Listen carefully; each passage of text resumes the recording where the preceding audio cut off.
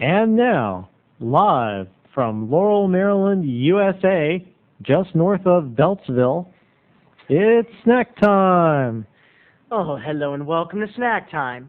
Today I got a few emails asking me, Terry, when are you going to give the winning deserving prize to the person out there with the most horrible job? And that is a good question. The reason we haven't chosen out here yet is that we're still getting more in. And since you're still sending them in, that's why today I'm going to do another show on the horrible jobs that I've had. Okay, today I'm going to tell you about the time when I was new to the acting gig. I got myself an agent, and because I sucked as an actor or because I was new, she basically decided that she would give me all the really bad jobs that no one else wanted, like the singing telegrams. And today we're going to talk about what may have been my worst job ever.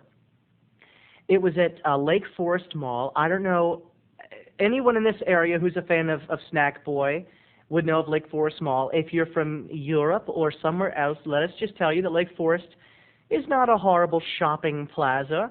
There's a nice selection of stores. It's kept very clean. It's very large. But unfortunately, it to this day plagues me as the mall where I've had the most embarrassment. And let's just get to the snack. Let's just tell you the story. Well, basically, the job was an $80 job. It was for one day. And the way my agent told it to me on the phone, it was sounding like a really good job. She was like, "Oh, Terry, easy. You're going to make $80 for basically just walking. Have you ever made $80 that easy?" And I said, "No, I love it."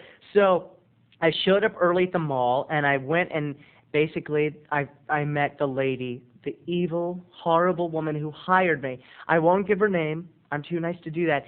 But basically, I'll tell you this. She was a large woman who had a child, a son. She begat a son, and this little brat, if he did not look exactly like his mother, it was funny. It almost looked like a guy in his puppet, on his arm. Her kid had like an orange afro, and she had an orange afro. And her kid, at 6 years of age, was such a snot. He was like, "Mommy, is he going to be the Snow King?" And the mother's like, "Yeah, he doesn't look like the Snow King to me." And she was like, "Here's your outfit. Go in the dressing room. Put it on." Well, I put on the outfit. This is why the job was so horrible for me.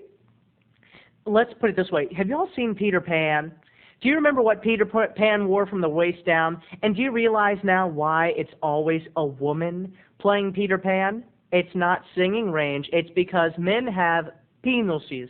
And when I put this leotard on to portray the Snow King, you could basically just see everything. It was like an episode of Seinfeld. I was not comfortable walking the mall. I looked more like a streetwalker than a Snow King. So I went out, and I had to cover myself, and I was telling the lady, I was like, "Oh, ma'am, the outfit's very nice. Did you design it?" She's like, "Yes." I said, "Is there any possible way in the world, I really think it's great, it's very artistic, it's very pretty, that we could just put something on, maybe in the nether mid-region, just something to flesh out the costume a little?" And she's like, "What's wrong with it? It fits, don't it?" I'm like, "Yeah, but you can kind of see my butt and other things." And her little boy goes, "Mommy, he's saying he doesn't like your costume." And she's like, "Ugh, hold on." And she lights a cigarette, and she just rolls her eyes and goes into the storeroom. And she comes out with what I promise you looks like the world's largest diaper. And it is a glitter and a glow with giant golden sparkles. So I slipped it on over top of the leotard, and sure enough, yes, it did cover my nether regions, but now to hold it up, I had to basically wear a safety pin to really complete the diaper effect.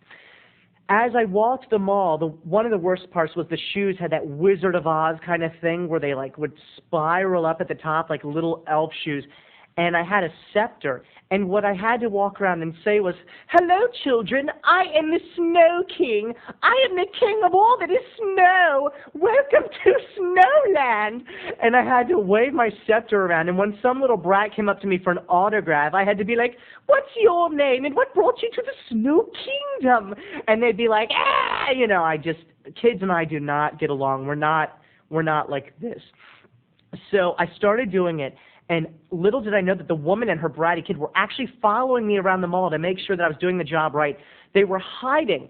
They were literally hiding from me behind fake palm trees. You know how the malls always have those like fake topiary. Well, they're these fake palm trees. And she would just sit there and I didn't know she was following me until one time she jumped out and she screamed out of nowhere, "You are not smiling! We are paying you good money to smile and to be the Snow King. The Snow King is happy. He does not walk around in a state of gloom. Look at the costume I designed you. It is a pleasurable costume. These children need a happy Snow King." So the rest of the day I'm walking around and I'm freaked out. Everywhere I look, I'm smiling with this fake painted-on smile, and I'm hoping that this woman is not watching me. So I'm really feeling scared, and I had to